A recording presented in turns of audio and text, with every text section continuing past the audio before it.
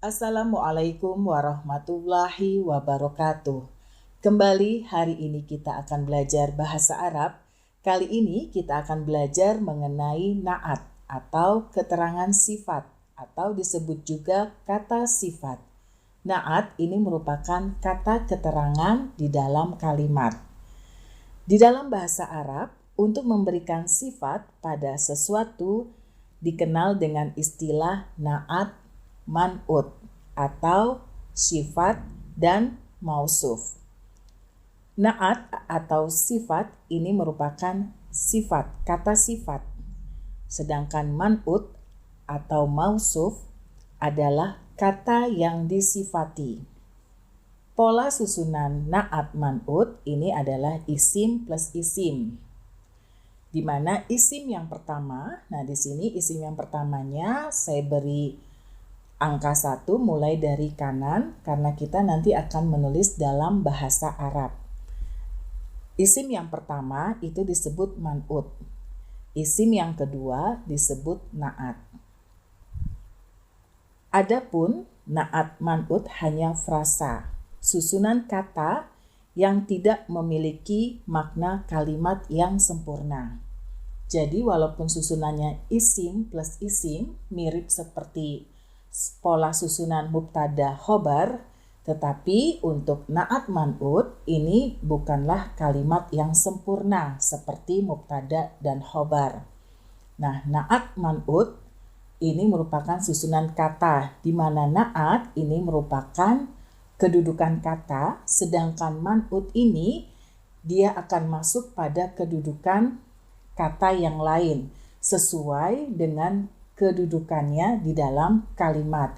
Jadi maksudnya man'ut ini bisa masuk nanti ke kedudukan fa'il, ke kedudukan maf'ul bih, ke mubtada, ke khobar, dan sebagainya. Dalam membuat pola susunan na'at man'ut, di mana pola susunannya adalah isim plus isim, harus memperhatikan kaidah na'at man'ut, di mana kaidahnya adalah yang pertama, na'at dan man'ut harus sama jenis. Penjelasannya kita perhatikan pada tabel sebelah kanan, di mana pada tabel sebelah kanan ada kolom man'ut dan ada kolom na'at. Pada kaidah pertama disebutkan na'at dan man'ut harus sama jenis. Maksudnya, kalau man'utnya mujakkar, maka na'atnya juga mujakkar. Kalau man'utnya muannats, maka na'atnya juga harus muannats. Selanjutnya, kaidah yang kedua, na'at dan man'ut harus sama bilangan. Maksudnya, kalau man'utnya mufrad, maka na'atnya juga mufrad. Kalau man'utnya musanna, maka na'atnya juga musanna. Kalau man'utnya berbentuk jamak, maka na'atnya juga berbentuk jamak. Selanjutnya untuk kaidah yang ketiga, na'at dan man'ut harus sama dari sisi ma'rifah dan nakiroh. Maksudnya adalah kalau man'utnya ma'rifah, maka na'atnya juga harus ma'rifah. Kalau man'utnya nakiroh, maka na'atnya juga harus nakiroh. Selanjutnya untuk kaidah yang keempat, na'at harus sama dari sisi i'rab. Maksudnya, kalau man'utnya marfu, maka na'atnya juga marfu. Kalau man'utnya mansub, maka na'atnya juga mansub.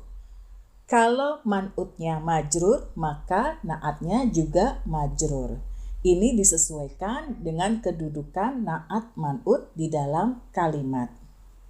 Insya Allah ini akan lebih mudah dipahami ketika nanti kita akan membuat dalam bentuk kalimat.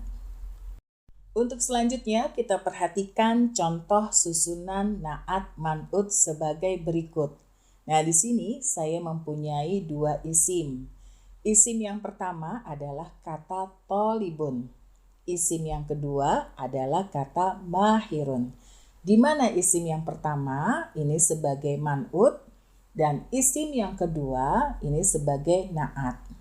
Kata yang bisa digunakan untuk na'at adalah kata yang menunjukkan kata sifat. Nah, di sini apakah susunan ini sudah benar atau belum? Kita cek sesuai kaidah na'at man'ut.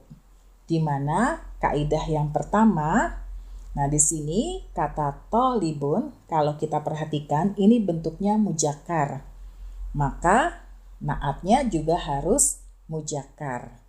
Nah, di sini man'ut dan na'atnya sudah sama-sama mujakkar. Maka sudah memenuhi kaidah yang pertama.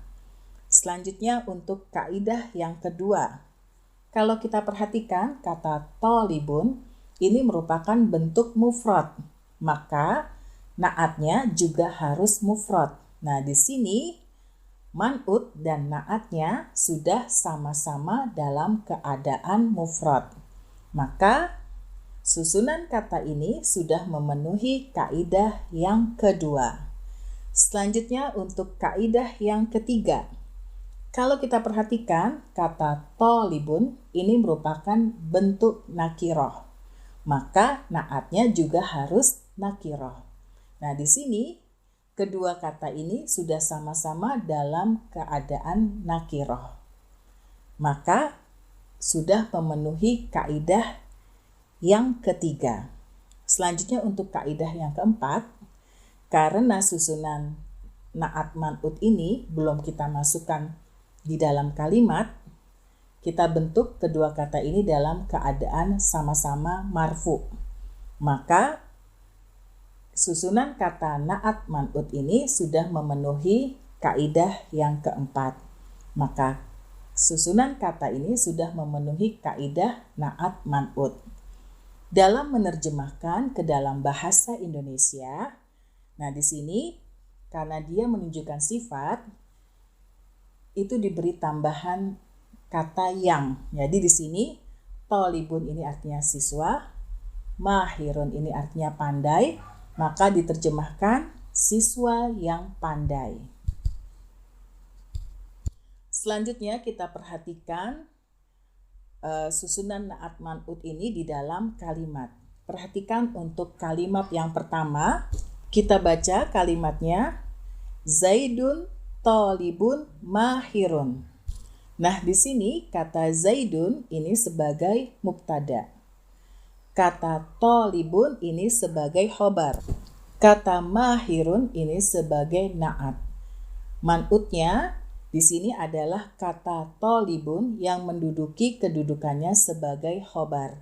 Karena man'ut ini bukan kedudukan kata, karena dia bisa masuk pada kedudukan kata dalam kalimat sesuai dengan kalimat yang kita buat. Nah, di sini man'utnya menduduki kata sebagai khobar. Nah, di sini diterjemahkan Zaid adalah siswa yang pandai. Selanjutnya kita perhatikan kalimat berikutnya. Kita baca kalimatnya marartu bitolibil mahiri. Nah, di sini kita akan bedah setiap kata pada kalimat ini. Kata marartu ini merupakan fiil dan fa'il, di mana bentuk fiil madinya adalah marro. Marartu ini merupakan tasrif lugawi fiil madi pada domir ana, di mana maror ini kata kerjanya atau fiilnya, sedangkan tunya ini merupakan fa'ilnya. Untuk bi ini adalah huruf jar, dan kata at-tolibi ini merupakan isim majrur, dan kata al-mahiri ini merupakan na'at.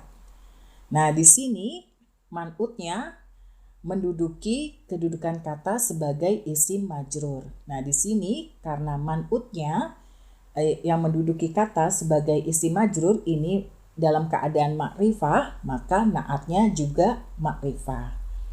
Kita terjemahkan kalimat ini, aku berpapasan dengan siswa yang pandai itu. Untuk selanjutnya kita perhatikan susunan na'at man'ut sebagai berikut.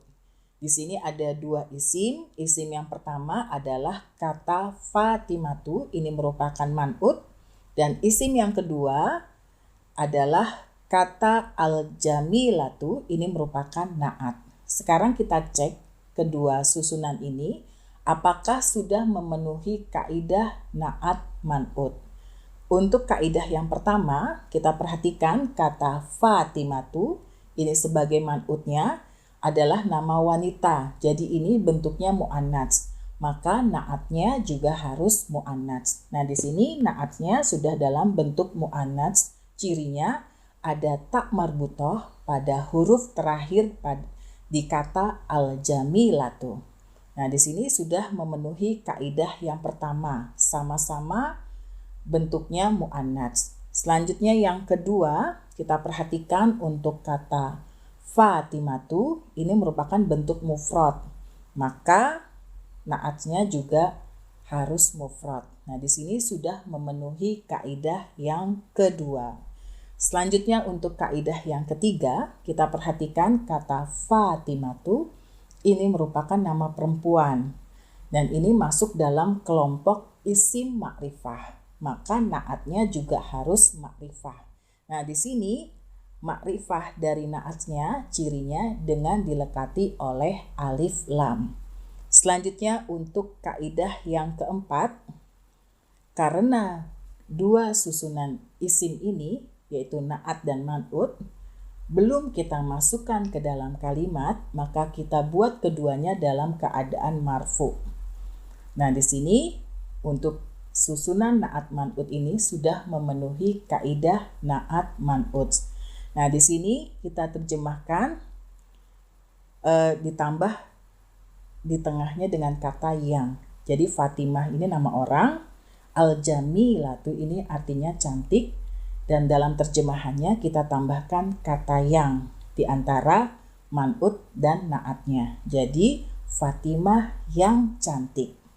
Selanjutnya kita perhatikan contoh kalimat dalam penggunaan na'at man'ut ini. Kita baca untuk kalimat yang pertama, Fatimatul Jamilatu bintu Zaidin. Kita akan bedah setiap kata pada kalimat ini. Nah, di sini kata Fatimatu ini merupakan mubtada. Dan kata al-jamilatu ini merupakan na'at. Maka man'utnya menduduki kedudukannya sebagai mubtada. Lalu untuk kata bintu ini merupakan khobar.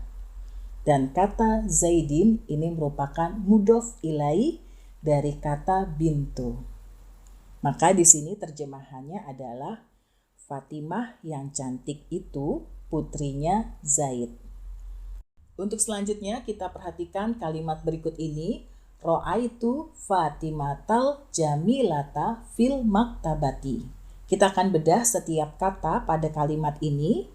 Nah, di sini kata ro'aitu merupakan fiil dan fa'ilnya dari kata kerja ro'a, di mana ro'aitu ini adalah bentuk tasrif lugawi fiil madi pada domir ana. Jadi ro'ainya adalah kata kerjanya, tunya adalah fa'ilnya. Selanjutnya untuk kata Fatimata ini merupakan maf'ul bih atau objek. Dan kata al-jamilata ini merupakan na'at. Nah, di sini man'utnya menduduki kedudukannya sebagai maf'ul bih. Maka dari itu kata Fatimata ini dalam keadaan mansub. Selanjutnya untuk fi ini merupakan huruf jar dan kata al-maktabati ini merupakan isim majrur. Nah, di sini diterjemahkan aku melihat Fatimah yang cantik di perpustakaan. Nah, di sini karena Fatimahnya dalam keadaan mansub, maka na'atnya juga dalam keadaan mansub. Demikian untuk materi hari ini. Semoga materi hari ini bisa dipahami dan semoga materi ini bermanfaat. Assalamualaikum warahmatullahi wabarakatuh.